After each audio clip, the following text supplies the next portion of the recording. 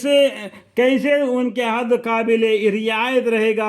حالانکہ حالت یہ ہے کہ اگر تم پر کہیں غالب آ جائیں تو تمہاری بارے میں نہ قرابت کا پاس کرے اور نہ قول اقرار کا. دیکھو کیسے ان کا عہد قابل رعایت رہے گا کہ حالانکہ ان کی حالت یہ ہے کہ اگر وہ تم پر کئی غالب آ جاوے تو تمہارے بارے میں نہ قرابت کا پاس کرے اور نہ قول اقرار کا. یہ لوگ تم کو اپنی زبانی باتوں سے راضی کر رہے ہیں اور ان کی دل ان کے باتوں کو نہیں مانتے. ان کے دل نہیں جھکے اللہ کے سامنے، وہ اپنی زبانی باتوں سے تم کو راضی کر رہے ہیں. اور ان میں زیادہ آدمی شریر ہے یعنی شریر لوگ ہیں، ضدی لوگ ہیں. اپنے ایمان نہیں لائے دل سے، زبان سے تو ایمان کا اظہار کرتے ہیں. انہوں نے احکام الہی کے وہ دنیا کا متاع نہ فائدہ کو اختیار کر رکھا ہے، تو یہ لوگ اس کے یعنی اللہ کے راستے سے ہٹے ہوئے ہیں. اور لیکن ان کا یہ عمل بہت ہی برا ہے. اللہ کے راستے سے ہٹ لیا، دنیا کا متاع اور مال جمع کر لیتا ہے. اس کو یہ معلوم نہیں کہ یہ مال ختم ہونے والا ہے اور ایک دن تم بھی مر جائے گا. تمہارے نام اعمال کے ساتھ تم زندہ ہو کے اللہ کے سامنے حساب کتاب دینا پڑے گا. لیکن ان کا یہ عمل بہت ہی برا ہے. یہ لوگ کسی مسلمان کے بارے میں بھی نہ قرابت کا پاس کرے اور نہ قول و قرار کا، اور ایک بہت ہی زیادتی کر رہے ہیں. سو اگر یہ لوگ کفر سے توبہ کر لے اور نماز پڑھنے لگے اور زکوٰۃ دینے لگے تو تمہارے دینی بھائی ہو جائیں گے. دیکھو اتنا ہونے کے باوجود بھی اللہ تعالیٰ ان کو کیسا ڈھیل دے رہے، کیسا موقع دے رہے. الحمدللہ. سو اگر یہ لوگ کفر سے توبہ کر لے اور نماز پڑھنے لگے اور زکوٰۃ دینے لگے تو تمہارے دینی بھائی ہو جائیں گے. اور ہم سمجھدار لوگوں کے لیے احکام کو تو خوب تفصیل سے بیان کرتے ہیں. اللہ تعالیٰ سمجھدار لوگوں کے لیے قرآن کی آیتوں کو بہت ہی تفصیل سے بیان فرماتے ہیں تاکہ وہ سمجھے اور عمل کرے. نفصل الآیات لقوم یعلمون. اور اگر وہ لوگ عہد کرنے کے بعد اپنی قسموں کو توڑ ڈالے اور تمہارے دین اسلام پر طعن کرے تو تم لوگ اس قصہ سے کہ باز آ جائے.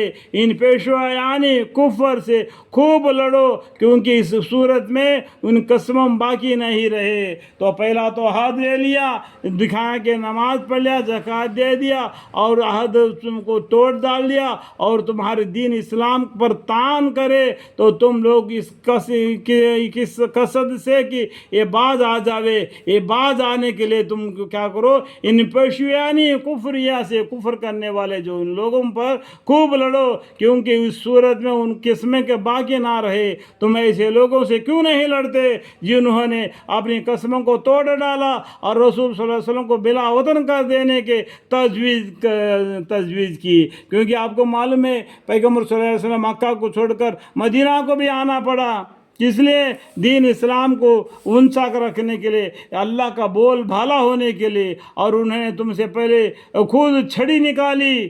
کیا ان سے لڑنے سے تم ڈرتے ہو؟ تو اللہ تعالیٰ اس بات کے زیادہ مستحق ہے کہ تم ان سے ڈرو اگر تم ایمان رکھتے ہو. اللہ تعالیٰ سے ڈرو، ان لوگوں سے نہیں ڈرنا جنہوں نے تم پر چھڑی نکالی. تم بھی ان سے چھڑی نکالو اور تم ان سے جہاد کرو. ان کو جہاد میں جو حکم ہے وہ حکم کو پالن کرو. سو اللہ تعالیٰ اس بات کو زیادہ مستحق ہے کہ تم ان سے ڈرو. یعنی ان سے نہیں ڈرنا. ڈرنا کس سے؟ اللہ سے. اگر تم ایمان رکھتے ہو ان سے لڑو. اللہ تعالیٰ کا وعدہ ہے کہ ان کو تمہارے ہاتھوں سے سزا دے گا، ان کو ذلیل و خور کرے گا اور تم کو ان پر غالب کر دے گا اور بہت سے مسلمان کے قلوب کو شفا دے گا. الحمدللہ الحمدللہ. اور ان کے قلوب کو غیظ و غضب کو دور کرے گا. اور ان کے قلوب یعنی دماغ کے اندر غیظ ہے جو ان کو غضب کو دور کرے گا اور جس پر منظور منظور ہوگا اللہ تعالیٰ توجہ بھی فرما دے گا۔ یہاں پر 3 نمبر فائدہ لکھا ہوا ہے، بازو میں لکھا ہوا گا، اس کا دبی معنی پڑھ لو، ٹھیک ہے۔ اور اللہ تعالیٰ بڑے علم والے، بڑے حکمت والے، کیا تم یہ خیال کرتے ہو کہ تم یوں ہی چھوڑ دیا جاؤ گے؟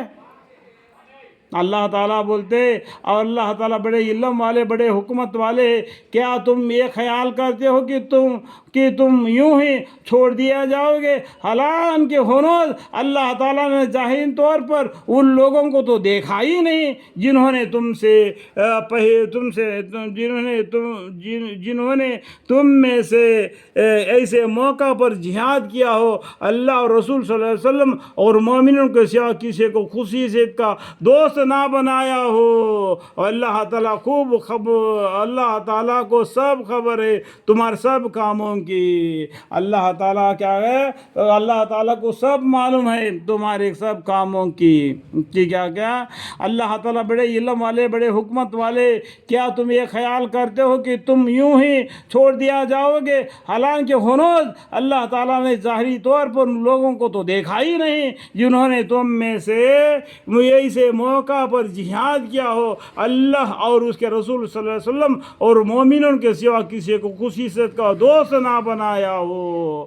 ایسا صحابہ ایسا گزرے، جہاد میں ان کو کھانے کے لیے کھانا بھی نہیں ملتا تھا، جھاڑوں کو پتوں کو کھا کے اپنے زندگی گزار دیے، لیکن تلوار کو پکڑ کر دین اسلام کے لیے لڑے، شہید ہوئے، لیکن دین اسلام کو مٹنے نہیں دیے۔ اور اللہ تعالیٰ کو خوب خبر ہے تمہارے سب کاموں کی۔ اللہ تعالیٰ کو تمہاری سب کاموں کی خوب خبر ہے، کس طریقے سے لڑائی کرتا ہے وہ بھی معلوم ہے، یہ کس دل سے لڑائی کرتا ہے، کس طریقے سے اس کا دل میں ایمان ہے یہ بھی جانتا ہے۔ نہ رب ہم بھی یوم ذل خبیر۔ مشرکین کی یہ لیاقت ہی نہیں کہ وہ اللہ کے مسجدوں کو آباد کرے، جس حالت میں کہ وہ خود اپنے اوپر کفر کی باتوں کا اقرار کر رہے ہیں۔ ان لوگوں کے سب اعمال عقارت ہے اور دوزخ میں وہ لوگ ہمیشہ رہیں گے۔ یہ مشرکون کے بارے میں اللہ تعالیٰ فرما رہے، مشرکون کے لیاقت ہی نہیں کہ وہ اللہ کے مسجدوں کو آباد کرے۔ اللہ کے مسجدوں کو کون آباد کرتا ہے؟ جو مومن، ایک اللہ کو ماننے والا، اللہ کے اوپر بھروسہ رکھنے والا، جس حالت میں وہ خود اپنے اوپر کفر کی باتوں کا اقرار کر رہے، جو اپنے دل میں کفر رکھے، جو مسجدوں کو آباد کرے۔ کیسے آباد کرو گے؟ اس کا دل میں تو ایمان ہے ہی نہیں۔ ان لوگوں کے سب اعمال کا عقارت ہے، ان کے اعمال سب عقارت ہو جائیں گے اور دوزخ میں وہ لوگ ہمیشہ رہیں گے۔ ہاں، اللہ کے مسجدوں کا آباد کرنا ان لوگوں کا کام ہے، یہ مشرکوں کا کام نہیں۔